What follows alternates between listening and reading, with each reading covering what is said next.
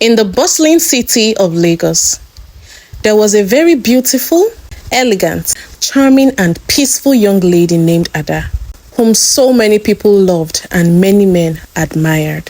She made heads turn due to her unmissable and charming beauty, which made many rich and respectable handsome men approach her for relationship, but she turned them down and decided to keep herself till marriage. As the years passed, after being selective, she eventually chose one of her suitors named Wilson. Wilson was a very handsome young man who is a successful businessman and had everything going well for him. After they met and started dating for a while, Wilson proposed in a private manner and she accepted. One day, Ada asked Wilson that she wants to meet his parents, and that was when Wilson told her that he's an orphan, but he only had one uncle who would come with him to see her parents. And before then, Wilson had told Ada that he was from a different country, but he promised to take her back to his hometown after some time when they have their kids. They both got married in the presence of few friends and family, and they were living happily together. After a year, they had their first baby, and it was a baby girl. When Ada quizzed him about going to meet his parents as he promised that they would do after childbirth, he delayed taking her to meet his people. The family remained very happy and peaceful. Soon, they had a second baby, and at this point, she insisted that she must know his people, that the children need to know where they are really from and also meet their uncles, aunts, and she needs to know where he's from. Wilson reluctantly and deceitfully agreed and arranged to take them at the end of the year. He was the perfect husband and father, but there were some weird things about him she noticed over the years. He never ate meals prepared with salt, so she had to always cook without salt at home, dish out his food before adding salt to the food for the rest of the family. When Ada asked to know why he doesn't eat salt, Wilson told her that it was due to allergies and medical reasons. He also had an old-looking rusty bracelet that he never took off, even to sleep or to shower. Then, once a month, he often went away for 3 days, which he always told her it was for business purposes. But she noticed that whenever he returns home after his trips, he was always drained and in a sad mood. And when she asked him why and what happened, he would say he was just exhausted. But after a day or two, he will become his happy, bubbly, playful self again, as usual. One day, there was an office event where Ada works, which they were asked to come with their spouses, and she went with her husband to the event. There were some delegates that had come from different branches of the company, from different states, even from outside of the country. They introduced themselves to each other, and when they were introducing themselves, one of the delegates had come with his wife. As they were shaking hands with the delegate and his wife, the wife looked at Wilson and froze in shock. The expression on her face was a mixture of confusion and disbelief. At that point, Wilson pretended like he didn't notice the woman's reactions and acted like everything was okay. As Wilson offered his hand to the woman for a handshake, she refused to bring out her hand to shake him, but instead, she swallowed a very tensed and loud saliva. She remained speechless until her husband eventually, out of embarrassment, took her aside to know what the drama was all about. She brushed it off as just a strange reaction. Later that night at Ada's home, when it was time for bed, her husband told her he was going to stay up a bit late as he had a project to work on.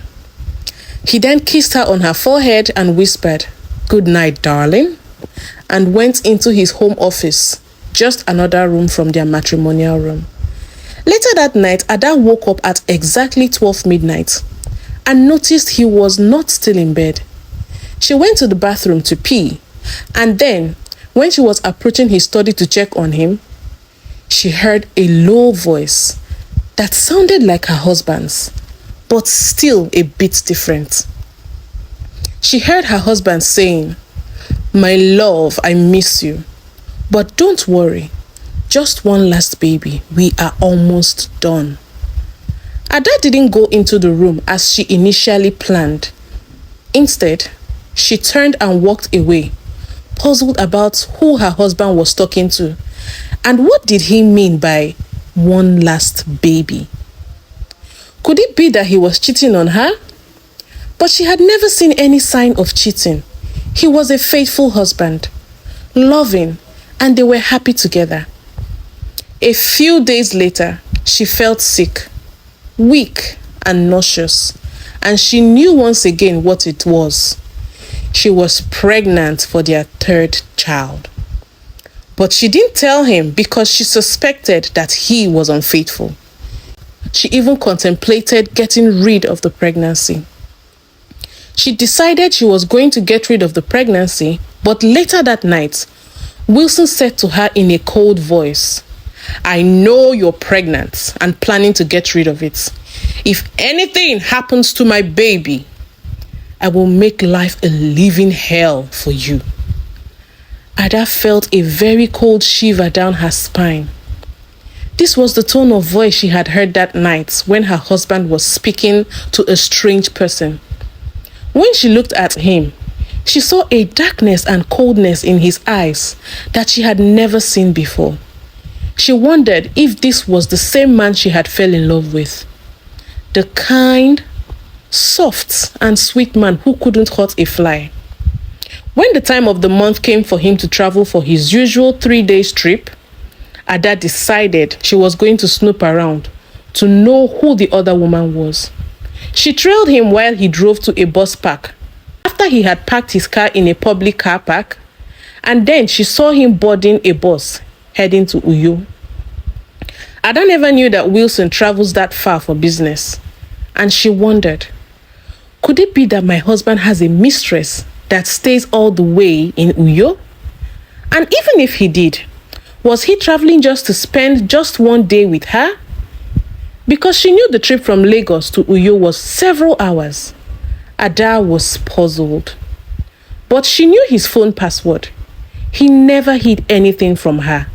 And she knew she had never suspected him of speaking to any lady besides her before. She left the bus park and drove home, feeling worried and wondering what secret her husband was hiding from her. 2 days after, just a day before her husband was to return, she ran into the delegates they met at the party. The one whose wife had seen her husband and acted strange and funny.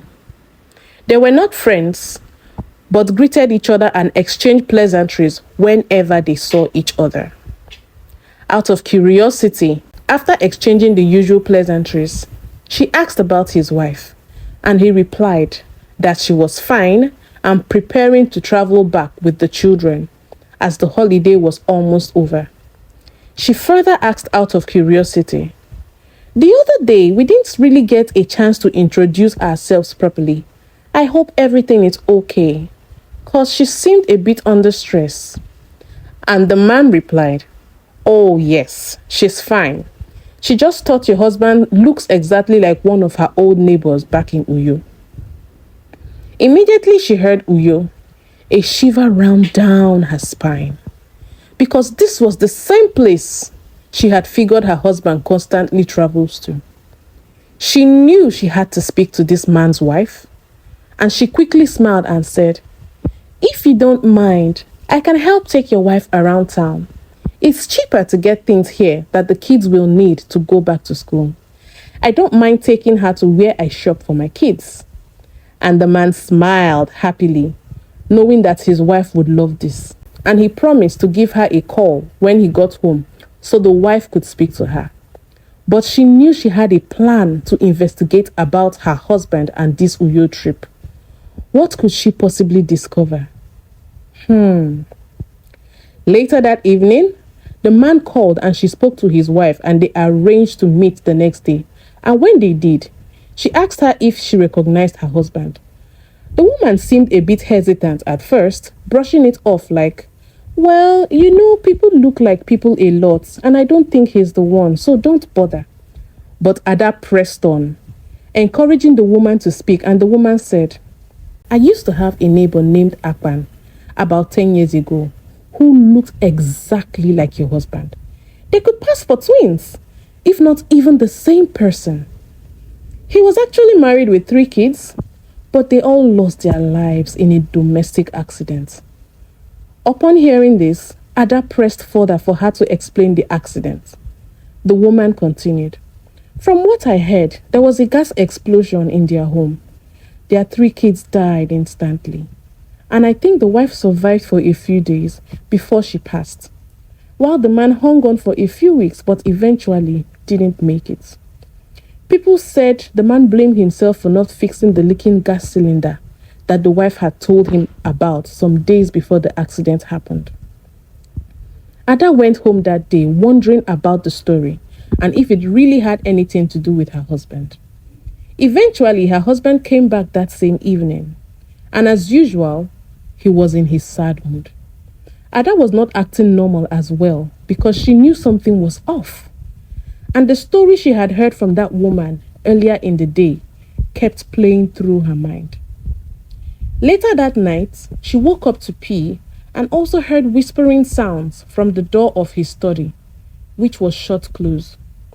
This time around, it was a child's voice saying, Daddy, how much longer? And he said, as soon as the baby is born, don't worry, I will fulfill my promise to you.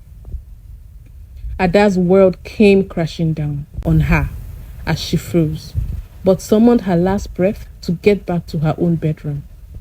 As days went by, Wilson watched her closely to make sure she didn't get rid or tamper with the pregnancy.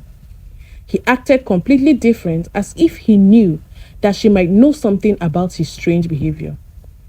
Ada hardly slept that night, with so many thoughts running through her mind, and the pregnancy feeling more like a nightmare and a heavy burden, as she couldn't pinpoint what Wilson meant by the conversation she overheard the previous night, including the child's voice. She woke up one morning, couldn't bear the burden anymore, and all alone, she called her mother, who lived in a different town, and explained all that had been happening and the mysteries that had been occurring in the house. The mother was shocked at what she had been going through. She decided to come into town that same day. When the mother arrived, she didn't come to the house, so they met up at a restaurant where they had a very deep heart-to-heart conversation. Her mother assured her that all will be well, and she wiped her daughter's tears. She told Ada that she knows a very strong spiritualist who specializes in handling mysterious matters like her own. Ada had to lodge her mother in a hotel for the night, as they had planned to embark on a journey very early the next morning. Ada went back home to her family, very scared and weary of her husband, but had to pretend that all is well. Wilson came back from work that same evening, hugged his wife, and everything was just as normal as it could be. The next morning, Ada called in sick to her workplace, but dressed up for work just like she always did, and left home to go meet her mother so they can embark on the journey. Ada and her mother traveled to the outskirts of the neighboring state called Ogun State, where the spiritualist resided. When they arrived at their destination, the old spiritualist welcomed them warmly. As they sat down, Ada began to narrate all her ordeal to the spiritualist. When she was done, the old spiritualist shook his head and said to her, "This is not an ordinary matter." Ada's eyes opened in shock as she looked frantically at the old man. The spiritualist continued, I must tell you that your husband is not cheating on you, and there is no other woman in his life, physically, the man said. Ada said, physically? Sir, I don't understand what you mean by this, so. As she and her mother nodded their head in agreement. Then the old spiritualist asked her if she had anything with her that belongs to her husband or anything that they both shared together. The old man continued, bring out your wedding ring and drop it on the table. Ada did as she had been asked to do. Then the old man continued, do you have his picture? Ada quickly unlocked her phone and showed his picture to the man. At that point, the old man's face changed and his head dropped as he started some incantations that went from a very low tone almost to the loudest of his voice. His face changed to the extent that Ada and her mother became confused and started feeling uneasy. After a couple of minutes, the man raised up his head and said to them in parables, the light and darkness can never exist in the same place at the same time. Ada became so scared at that point. The old man asked her about her husband's relatives, of which she told him that she only knew one of his uncles, whom accompanied him to come and marry her. But about 2 years ago, that Wilson had told her that the uncle had died in a car accident. Then the old man smiled and said, he is lying. That man was never related to him, and that only Wilson will tell you the truth. Ada's fears kept on increasing. The old man then told her that there is someone that unknowingly knows Wilson's secrets, a woman. At that moment, Ada remembered her colleague's wife, the one that said that Wilson looked like someone she knew. So the old spiritualist then told her to go back and meet the woman, that she will get some revelations and that her answers will come from her. The old man also told her that he will be standing by on his phone in case she needs him for anything.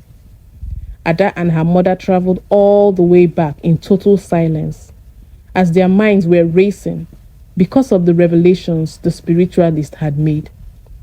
The next day, Ada then reached out to the other lady, her colleague's wife, and appealed to her to take her down to Uyo, her former neighborhood. The woman hesitated, but Ada, being a persuasive woman, had to let her know that this is a matter of life and death. She also agreed to pay for their flight to and fro. Both women took the first flight from Lagos to Uyo the following day. As they got to Uyo that morning, they took a cab from the airport straight to the other woman's former residence. On getting there, and luckily for them, they met the landlord of the property. The landlord recognized the other woman, as she was his former tenant. After they exchanged pleasantries, the woman now told the landlord that Ada had come for some questions about the family that died from fire accident about 10 years ago. As the landlord then narrated the full event to the ladies with sadness on his face, he then said that the said man's name was Mr. Akpan, a very quiet gentleman. Ada then asked the landlord if he could take them to where Mr. Akpan and family were buried. The landlord, without hesitation, obliged, and they set out to the cemetery. While they were in the car going to the cemetery, Ada called the spiritualist, updating him of her findings so far. The spiritualist then instructed her to make sure that she brings back some sand from the gravesite. Upon their arrival at the cemetery, a very cold chill covered Ada, but she tried her best to comport herself. At the gravesite, Ada's legs were almost frozen to the ground as she saw the headstone of Mr. Akpan. It was at this point that she brought out her phone from her handbag and flashed it on the face of the landlord. Can you confirm that this was the person buried here? With the picture of Wilson, Ada, and their 2 kids showing on the screen. Landlord shouted, "Blood of Jesus! Where did you get this picture from?" But before he could finish the sentence, Ada fainted to the ground. Both landlord and the other woman tried and were able to resuscitate Ada after a few minutes. Everyone was very quiet. Then Ada gently bent down and packed a handful of sand by the grave sites and then poured it into a black nylon bag from her handbag. Then they left the cemetery and rushed down to the airport to meet up their 3 p.m. flight back to Lagos.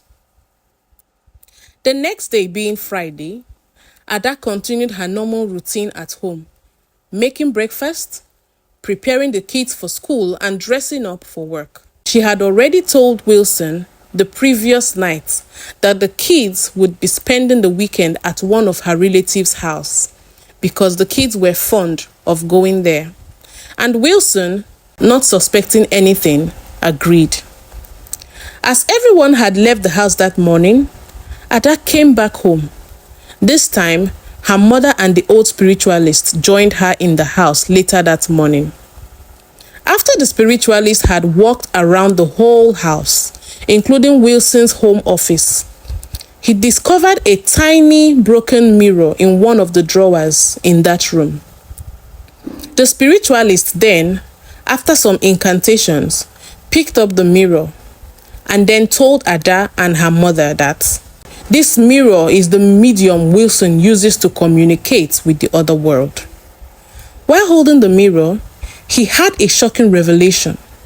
It was revealed to him that Wilson was planning to make a spiritual exchange on the souls of his present family with the dead ones. That the circle will complete when she gives birth to their 3rd child. Wilson had made a covenant with his dead family to bring them back to life by swapping the souls of his present family with the dead family so that they can live together. It then dawned on Ada that the voice that she had been hearing from that room comes from that broken mirror. The spiritualist then instructed Ada to make Wilson's best meal and add enough salt to it. That evening, Wilson had returned from work as usual. Upon getting into the house, he met Ada's mother. They exchanged pleasantries, and he was surprised but happy to see her. Ada's mom then introduced the old man as one of her uncles she ran into when she arrived town, and that he said that he would love to see Ada and know her husband as he hasn't met him. Wilson then went inside, freshened up, and came down for dinner. As the dinner was served on the dining table, Wilson then took the first spoon of the meal. Immediately he shouted and became so weak. He was asking Ada, "Why did you do this to me? Why did you add salt to this food?" The old man then told him, "It's time for you to reveal your true self. Who are you?" The old man asked him. "Answer me, Mr. Akpan." The old man pushed further. On hearing the name Mr. Akpan, Wilson's eyes turned, the black eyeballs completely turning pure white and lifeless. Wilson then started telling them so many things, including telling them that the man he claimed to be his uncle was just a paid actor, and that he killed him with his car 2 years ago because he was becoming too greedy. At this point, Wilson was regaining his strength and becoming stronger. Swiftly, the old man grabbed Wilson by the hand. Using the table knife, he cut the old burnt bracelet from his wrist and then poured him the sand that Ada had brought from the gravesite on him. The whole house shook tremendously and everywhere became pitch black. A few seconds later, everywhere became quiet and the lights came back on. To their greatest shock, all they saw on Wilson's chair was a heap of sand, and Wilson was no more. After the whole event that had happened, the old man then told Ada, "My daughter, you are now safe, and that all is now well." Ada then hugged her mother, crying as her mother consoled her. But wait, what happens when Ada delivers her third child? Stay tuned. For now, thanks for watching, and please don't forget to subscribe for more interesting African stories. Bye.